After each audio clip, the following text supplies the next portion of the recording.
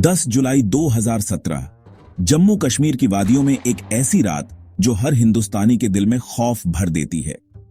अमरनाथ यात्रा से लौट रहे श्रद्धालुओं की बस पर अचानक गोलियां बरसने लगीं।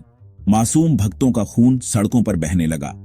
7 लोग मारे गए, जिनमें 5 मासूम महिलाएं थीं और कई जिंदगियां हमेशा के लिए तबाह हो गईं।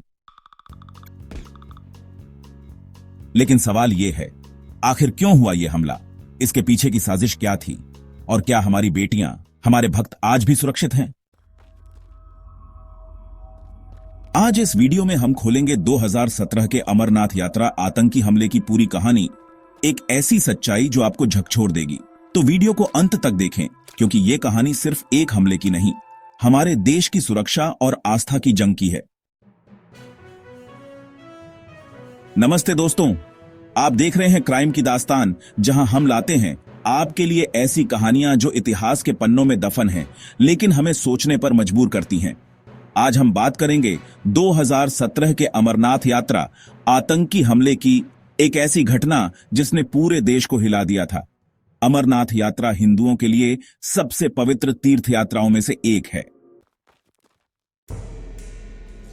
हर साल जुलाई अगस्त में लाखों श्रद्धालु जम्मू कश्मीर के पहाड़ों में 12,756 फीट की ऊंचाई पर स्थित अमरनाथ गुफा में बाबा बर्फानी के दर्शन के लिए जाते हैं। लेकिन 10 जुलाई 2017 को यह पवित्र यात्रा खून से रंग दी गई। अनंतनाग जिले के बटिंगू में एक बस पर आतंकियों ने हमला कर दिया, जिसमें 7 श्रद्धालु मारे गए और 19 लोग घायल हो गए। मरने वालों में 5 महिलाएं थीं और ज्यादातर लोग गुजरात के वलसाड़ से थे। आज हम इस हमले की पूरी कहानी, इसके पीछे की साजिश और इसके बाद की कार्रवाई को विस्तार से जानेंगे। 10 जुलाई 2017 ये वो दिन था जब अमरनाथ यात्रा से लौट रहे श्रद्धालु खुशी खुशी अपने घरों की ओर जा रहे थे। रात के करीब 8:20 पर अनंतनाग जिले के बटिंगू इलाके में एक बस जम्मू श्रीनगर राष्ट्रीय राजमार्ग पर चल रही थी। इस बस में ज्यादातर श्रद्धालु गुजरात के वलसाड़ से थे, जो बाबा बर्फानी के दर्शन करके लौट रहे थे। लेकिन अचानक एक मोटरसाइकिल पर सवार 3 आतंकियों ने बस पर हमला बोल दिया। उन्होंने अंधाधुंध गोलियां बरसानी शुरू कर दी।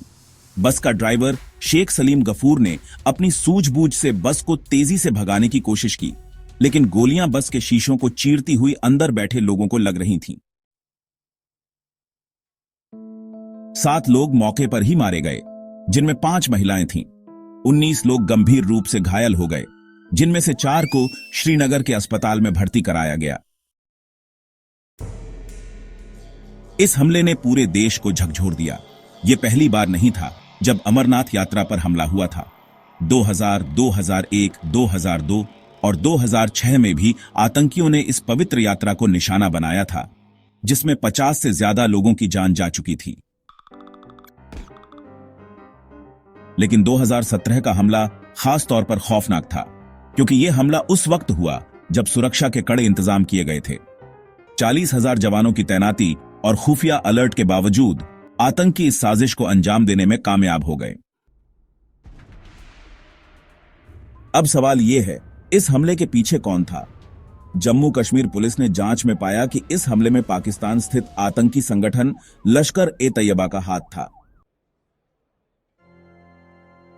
हमले का मुख्य आरोपी था इस्माइल, जो लश्कर का आतंकी था। इस्माइल अपने 2 साथियों के साथ मोटरसाइकिल पर आया और बस पर हमला किया। हमले के बाद ये आतंकी अरवानी की तरफ भाग गए, जहां उन्होंने केंद्रीय रिजर्व पुलिस बल सीआरपीएफ की छावनी पर भी हमला किया, लेकिन वहां उन्हें नाकाम कर दिया गया। हालांकि लश्कर-ए-तैयबा ने इस हमले की जिम्मेदारी लेने से इनकार कर दिया। उन्होंने इसे गैर इस्लामी करार देते हुए भारत सरकार पर ही हमला करवाने का आरोप लगाया। उनका कहना था कि भारत सरकार लश्कर के कश्मीर आंदोलन को बदनाम करने के लिए ऐसा कर रही है। लेकिन भारत सरकार और जम्मू कश्मीर पुलिस ने साफ कहा कि इस्माइल और उसके साथी लश्कर के आतंकी थे। इस्माइल के पाकिस्तानी होने की पुष्टि नहीं हुई, लेकिन खुफिया सूत्रों ने बताया कि वो लश्कर के कैंप में ट्रेनिंग ले चुका था। इस हमले का समय भी संदेह पैदा करता है। 8 जुलाई 2016 को हिजबुल मुजाहिदीन का कमांडर बुरहान वानी भारतीय सेना के हाथों मारा गया था। उसकी बरसी के ठीक 2 दिन बाद यह हमला हुआ। कई जानकारों का मानना है कि यह हमला बुरहान वानी को शहीद के तौर पर याद करने और कश्मीर में अशांति फैलाने के लिए किया गया था। इस हमले ने न सिर्फ पीड़ित परिवारों को तोड़ा, बल्कि पूरे देश में गुस्से की लहर दौड़ गई। मरने वालों में ज्यादातर लोग गुजरात के वलसाड़ से थे। एक मां ने अपनी बेटी को खो दिया, एक पत्नी ने अपने पति को, और कई परिवार हमेशा के लिए बिखर गए। जम्मू कश्मीर सरकार ने मृतकों के परिवारों को 6 लाख रुपए और श्री अमरनाथ श्राइन बोर्ड ने 5 लाख रुपए का मुआवजा दिया। केंद्र सरकार ने भी 7 लाख रुपए की सहायता दी।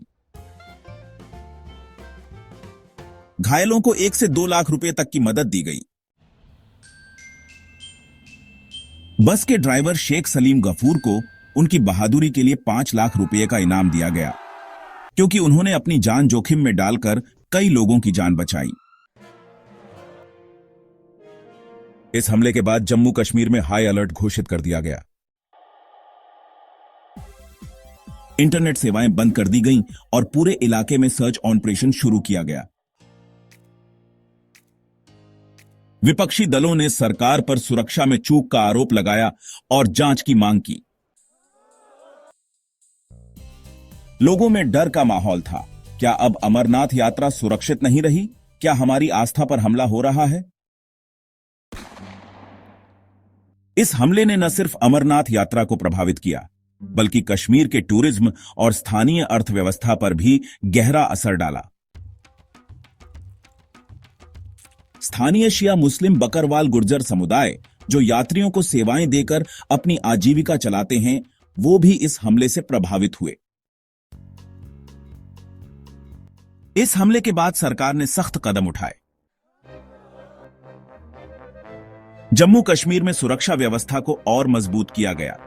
2018 की यात्रा में 3 लेवल की सिक्योरिटी लगाई गई, जिसमें रेडियो फ्रीक्वेंसी लगी गाड़ियां, ड्रोन से निगरानी और कमांडो के मोटरसाइकिल दस्ते शामिल थे। लेकिन सवाल यह है, क्या यह काफी है? अमरनाथ यात्रा पर पहले भी कई बार हमले हो चुके हैं और हर बार हम वही सवाल पूछते हैं, हमारी सुरक्षा के इंतजाम क्यों नाकाम हो जाते हैं? हमें यह समझना होगा कि आतंकवाद सिर्फ बंदूक से नहीं लड़ा जा सकता। इसके लिए सामाजिक जागरूकता, खुफिया तंत्र को मजबूत करना और स्थानीय लोगों का सहयोग जरूरी है। तो दोस्तों, यह थी 2017 के अमरनाथ यात्रा आतंकी हमले की पूरी कहानी। यह हमला हमें याद दिलाता है कि हमें अपनी आस्था और देश की सुरक्षा के लिए एकजुट रहना होगा। अगर आपको यह वीडियो पसंद आया तो इसे लाइक करें, अपने दोस्तों और परिवार के साथ शेयर करें और हमें कमेंट्स में बताएं कि आप इस घटना के बारे में क्या सोचते हैं। हमारे चैनल को सब्सक्राइब करना ना भूलें और बेल आइकन जरूर दबाएं ताकि आपको हमारी हर नई वीडियो की जानकारी मिल सके। मिलते हैं अगली वीडियो में, तब तक के लिए नमस्ते।